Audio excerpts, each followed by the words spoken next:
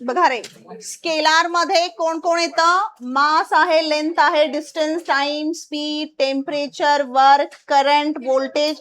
व्होल्टेजची वेगवेगळी नावं येतील ना, व्होल्टेज, पोटॅन्शियल डिफरन्स, पोटॅन्शियल, ठीक आहे.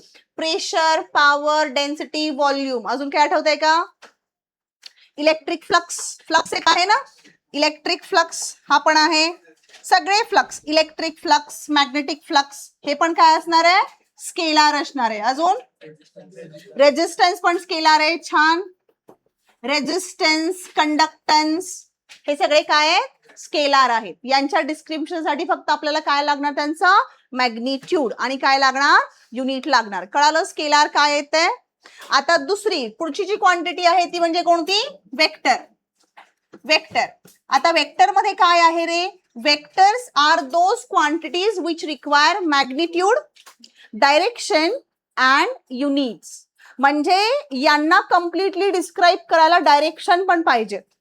For example, the velocity of a car is 50 kilometre per hour. नुसतं मी एवढंच सांगितलं तुम्हाला, तर तुम्हाला त्या कारची फायनल पोझिशन कळणार आहे का? नाही कळणार. जर तुम्हाला व्हेलॉसिटी सांगायचं असेल तर मॅग्निट्यूड पण सांगावं लागेल आणि काय सांगावं लागेल? डायरेक्शन पण सांगावं लागेल. म्हणजे तुम्हाला म्हणावं लागेल the car is moving with velocity 50 kilometre per our along positive x axis. काय जे आहे ते डिरेक्शन मेन्शन करायला पाहिजे. जर तुम्ही डिरेक्शन पण मेन्शन केली तर त्या कारची फायनल पोझिशन तुम्ही सांगणार आहात.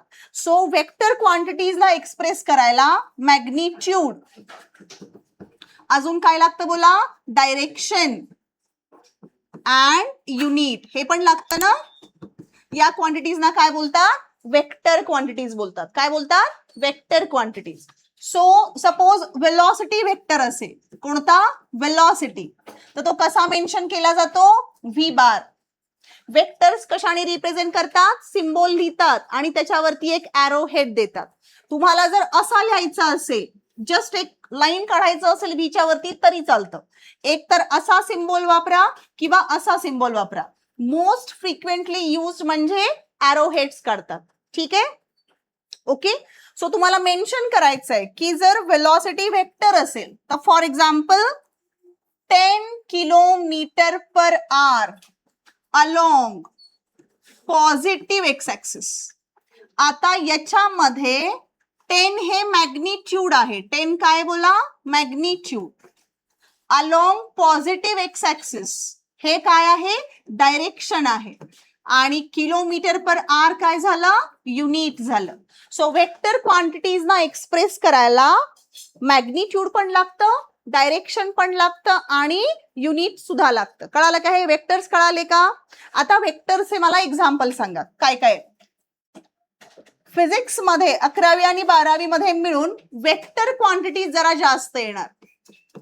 एक्झाम्पल्स बोला. वेक्टर मध्ये कोण कोण येणार?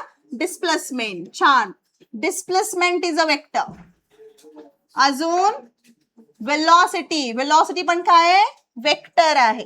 ऍक्सेलरेशन पण काय आहे सांगा? वेक्टर आहे. नंतर फोर्स. अजून टॉर्क पण आहे. राईट. Linear momentum. अजून बोला अँग्युलर मोमेंटम, तेही बरोबर आहे, वेक्टर आहे. अँग्युलर मोमेंटम पण काय आहे? वेक्टरच आहे. ठीक आहे. अजून बोला एरिया वेक्टर आहे. ओके बरोबर, एरिया वेक्टर आहे. अजून वेट सुद्धा वेक्टर आहे. छान. Weight is a kind of force. Weight काय आहे? फोर्स आहे वेट. ठीक आहे. अजून अजून बोला right. Magnetic field. Magnetic flux scalar आहे पण मॅग्नेटिक फील्ड काय बोला? वेक्टर आहे. Magnetic field is a vector. अजून इलेक्ट्रिक फील्ड. छान. Electric field. अजून सांगा. अजून वेक्टर क्वांटिटी सांगा. झाला एवढाच आहे.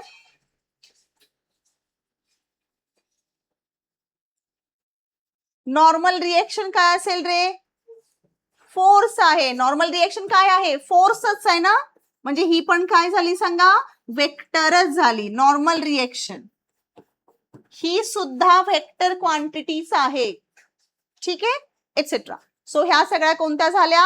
Vector quantities. आता फॉर एक्झाम्पल मला डिस्प्लेसमेंट लिहायचंय, डिस्प्लेसमेंट ॲज अ वेक्टर, तर मी काय मेन्शन करणार रे? एक्स बार. जर मला व्हेलॉसिटी लिहायचंय ऍज अ वेक्टर, तर मी काय मेन्शन करणार? व्ही बार.